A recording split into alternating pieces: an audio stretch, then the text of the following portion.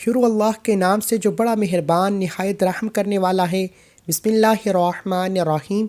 رات کو سونے سے پہلے الف لام میم روزانہ 100 مرتبہ۔ محترم ناظرین، ایک خاص عمل جسے رات کو سونے سے پہلے کیا جائے تو صبح ہونے سے پہلے ہر حاجت پوری ہو جاتی ہے۔ جو شخص رات کو سونے سے پہلے یہ ایک خاص تسبیح پڑھ لیتا ہے تو اس کی قسمت پر لگے بند تالے کھل جاتے ہیں۔ یہ خاص تسبیح ان لوگوں کے لیے ہے جو اپنے مسائل کی وجہ سے کئی سالوں سے پریشان ہیں، ان کے مسائل حل نہیں ہو رہے، ان کی پریشانیاں ختم نہیں ہو رہی۔ چاہے کتنے ہی بڑے مسائل کیوں نہ ہو، اگر وہ ایک خاص تسبیح رات کو سونے سے پہلے کر لیتے ہیں تو ان کی ہر مشکل، ہر پریشانی ختم ہوگی اور ہر حاجت پوری ہوگی۔ محترم ناظرین، جو لوگ اپنی زندگی سے پریشان ہیں، زندگی میں آنے والی مشکلات سے تنگ آ چکے ہیں، طرح طرح کے مسائل میں الجھ چکے ہیں اور پریشانیوں نے گھیر رکھا ہے، زندگی اداس اور بے رونق ہو چکی ہے، اور ہم میں سے ہر کوئی شخص یہ چاہتا ہے کہ اس کا فوری مسئلہ حل ہو جائے اور جو بھی وظیفہ کرے اس کا فوری اثر ہو۔ اور اگر آپ بھی بہت سے وظائف کر کے تھک چکے ہیں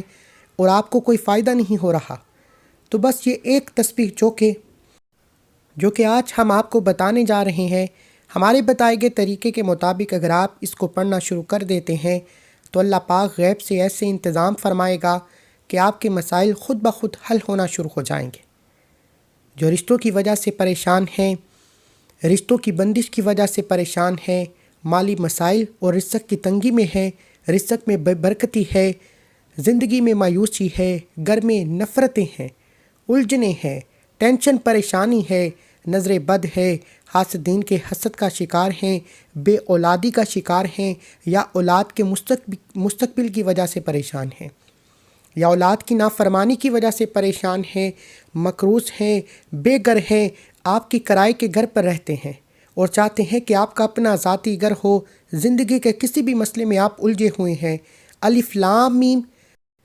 یہ حروف مقطعات میں سے ہیں جس کی بہت سی فضیلت ہے، اور الف لام میم کے اتنے کمالات ہیں کوئی بیان نہ کر سکے۔ یہ وہ حروف ہے جن سے کلام اللہ کی شروعات ہوتی ہے، اور آخری کتاب قرآن مجید کا پہلا حروف بھی الف سے شروع ہوتا ہے۔ اکابرین نے فرمایا کہ الف لام میم کا عمل تمام مادی ضرورتوں اور جسمانی بیماریوں کے لیے تیر جیسا عمل ہے، یعنی کوئی ایسا عمل جو سیدھا تیر کی طرح جا کر لگتا ہے، چاہے کتنی ہی بڑی پریشانی کیوں نہ ہو، کتنی ہی خطرناک بیماری کیوں نہ ہو، دنیا کا کوئی بھی کام، کوئی بھی مسئلہ جو حل نہیں ہو رہا، تو الف لام میم کے اس خاص عمل سے آپ اپنی ہر حاجت پوری کروا سکتے ہیں اور اپنے رب سے اپنی ہر بات منوا سکتے ہیں۔ جو شخص اس تسبیح کو پڑھنا شروع کر دیتا ہے وہ رب کا محبوب بن جاتا ہے، اور پھر وہ جو مانگتا ہے، وہ خواہش کرتا ہے، جو بھی اس کی حاجت ہوتی ہے، جو بھی اس کی طلب ہوتی ہے، وہ پوری کی جاتی ہے۔ ناظرین، اس تسبیح کو پڑھنے کا ایک خاص طریقہ ہے جو کہ ہم آپ کو مکمل تفصیل سے بتائیں گے، اور اگر آپ ہمارے بتائے گئے طریقے کے مطابق اس تسبیح کو پڑھ لیتے ہیں تو آپ وہ سب کچھ ملے گا جو آج تک نہ مل سکا۔ غیب کے خزانوں سے اللہ پاک آپ کی مدد فرمائے گا۔ اگر آپ کو ایمرجنسی سخت پیسوں کی ضرورت ہے مگر پیسوں کا انتظام نہیں ہو رہا تو یہ تسبیح پڑھ لیں۔ اگر آپ پر لاکھوں کروڑوں کا قرض ہے، آپ قرض سے نجات چاہتے ہیں، تو یہ تسبیح پڑھ لیں۔ جو کہ رشتوں کی بندش کی وجہ سے پریشان ہے، رشتوں میں رکاوٹ کی وجہ سے پریشان ہے، تو اس خاص تسبیح کو ضرور پڑھیں۔ انشاءاللہ جب زندگی میں پریشانیاں اس قدر بڑھ جائیں اور یوں لگے کہ زندگی اب ختم ہو چکی ہے، ہر قدم پر ناکامی ہو، یوں محسوس ہو کہ آپ کو زنجیروں میں جکڑ رکھا ہے، تو یہ خاص تسبیح پڑھ لو۔ ناظرین، ایک بات دنیا والوں کے سامنے رونے سے کچھ نہیں ہوتا۔ زندگی میں جب بھی کوئی مشکل آئے، جب بھی کوئی پریشانی آپ کا سامنا کرنا پڑے، جب بھی زندگی میں اندھیروں کے بادل چھٹ جائیں، تو اپنے رب سے رجوع کریں، کیونکہ ہمارا رب ہی ہے جو سب کی مشکلوں کو آسان کرتا ہے، سب کی فریاد کو سنتا ہے، اور اللہ جس سے چاہے بے بہا دولت عطا کرے، جس کو چاہے غنی کر دے، جس سے چاہے فقیر کر دے، اور وہی رب کی ذات ہے جو ہر چیز پر قادر ہے۔ ناظرین، یہ ایک ایسا طاقتور عمل ہے، ایسی طاقتور تسبیح ہے جس کسی نے بھی اس تسبیح کو پڑھا تو اس کی ہر حاجت پوری ہوئی۔ اگر وہ غریب تھا، امیر ہو گیا، اگر کسی کو گھر چاہیے تھا تو اسے گھر مل گیا، جس نے دولت مانگی اسے دولت مل گئی، جس نے عزت مانگی اسے عزت مل گئی، جس نے کامیابی مانگی اس سے کامیابی مل گئی، جس نے اپنی 7 نسلوں کا رزق اللہ کریم سے مانگ لیا اس سے تونگری مل گئی، اس سے بے بہا دولت مل گئی، اور کہتے ہیں کہ اس تسبیح کو ڈوب کر سچے دل سے لگن سے پڑھتا ہے تو وہ اپنے رب سے اپنی ہر بات منوا لیتا ہے۔ دنیا کی دولت ہو یا آخرت کی دولت تو اس کے قدموں میں ہوتی ہے، جس چیز کی طرف اشارہ کرتا ہے وہ اس کی ہو جاتی ہے،